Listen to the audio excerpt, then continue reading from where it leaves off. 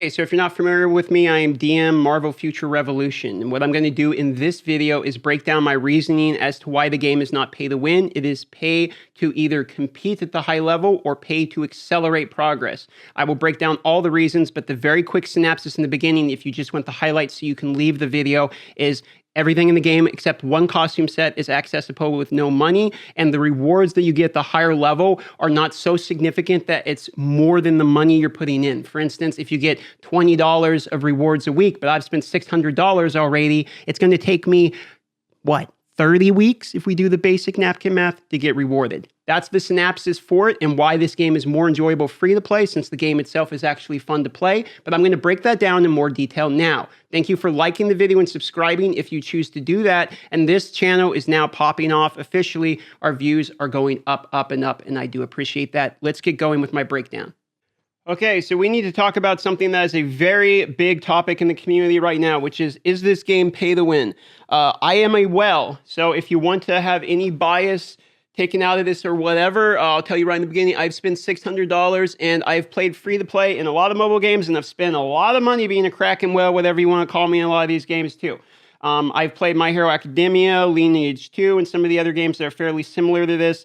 This one's slightly different in some of the mechanics and into the pay-to-win aspect. And we're going to talk about why I actually don't believe the game's pay-to-win. And I've talked to many other YouTubers that feel the exact same way I do. Now, I know people are going to say, well, it's easy to say that when you're a well, right? And sure, it's very easy to say that when I'm a well, but I'm going to explain my reasoning in this video. What I want to show you here is, this is, I believe, the 4th day the server's on, and I am level 100, squad rank 61, which is great, but I'm not the highest in the world. There are people with better power, better squad rank than me, and better gear than me. Now, what I did do in order to level quickly was do the epic missions, then the side missions, okay? This is the reason this game is not pay to win. Ignore my Taco Bell garbage all around here. The game requires you to level your character through side missions and epic missions to get your character to level 100.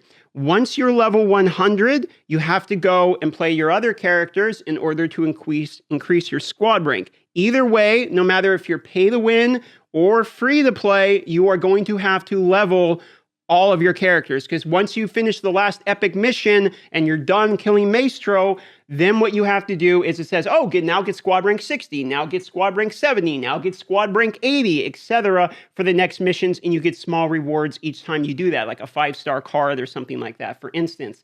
So, PvP. That is where it is pay to win. Let me show you why. So let's scroll over here to PvP, and let me explain to you why this part is pay to win, or I would say pay to compete, but it does not make the game pay to win. Let me show you why. If you go to a Mega War here, you get 1 battle per day where your scores add, and then on the end of the week, once you add every single day, you so effectively 7 different of your best battles throughout the day, you then get a battle reward, which is, if you see here, the premium currency diamonds, okay? So there is a snowball effect for the people at the top. And you're probably saying right now, wow, DM, so you're basically showing me all these rewards that you're going to get as a well that's going to skyrocket you even higher than the people that are playing free to play. Yes, you're correct. That's exactly right. I am going to be getting rewards that skyrocket you, okay? However, here is why it's not pay to win.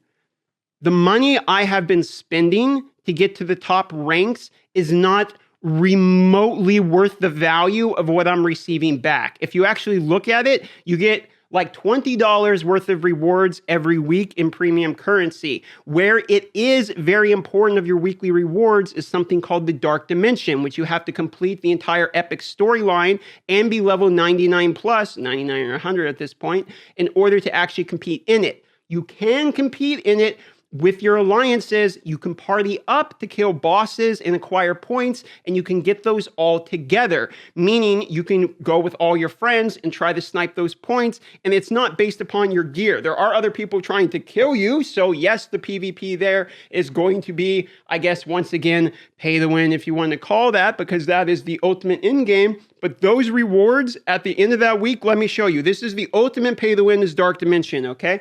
So let me show you the rewards we're talking about. If you go to Dark Zone here, the Dark Dimension, or whatever you call it, Dark Zone, or whatever, okay? Look, Seaton's currently #1. He is in our clan, the Well Pod. Here we are.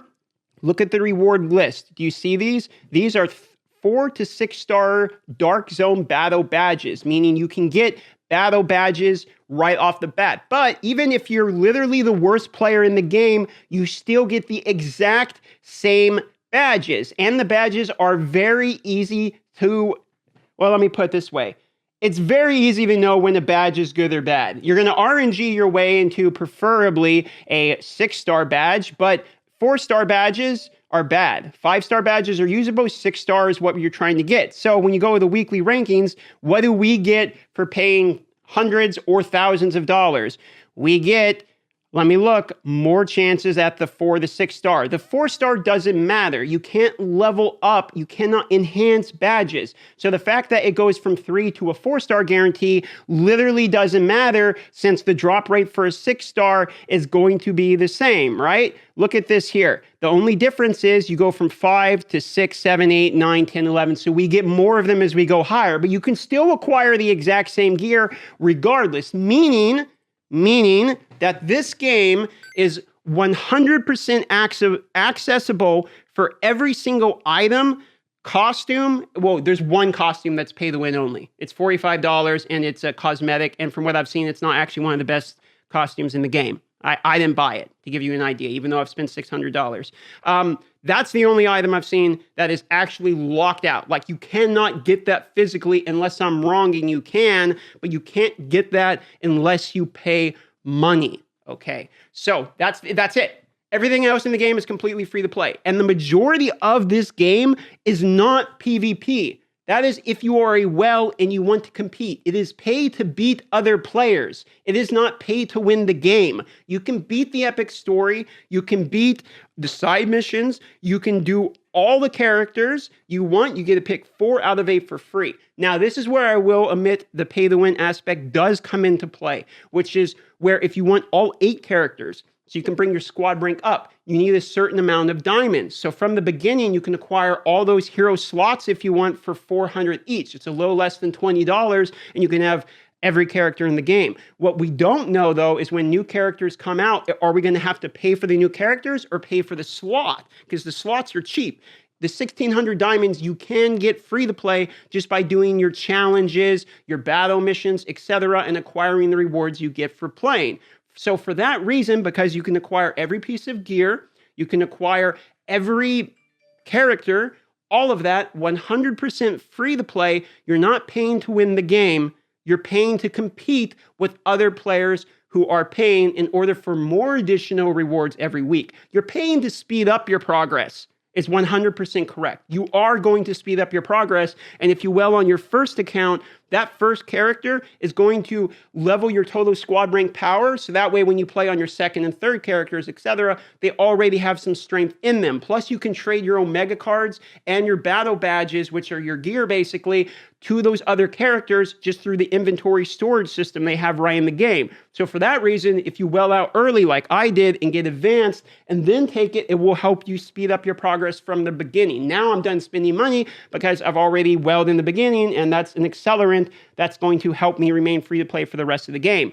That is my stance on the game. I don't see anything in this game that requires spending at all. And if you don't care about being better than literally the best players in the world, all of the missions, all of the stories, all of the gear, the cards, and the badges, all of it is 100% accessible as long as you're willing to do playing the game. And hopefully the reason you're playing the game is because you actually find it enjoyable. If you're playing the game and you don't enjoy the story and you don't enjoy the grind, this is not the game for you. And for that reason, it's pay to accelerate, but the game is not pay to win. And in my personal opinion, you probably don't want to spend any money on this game at all. Take it from a Kraken. The rewards at the higher level are great, but they're not worth the amount you're putting in.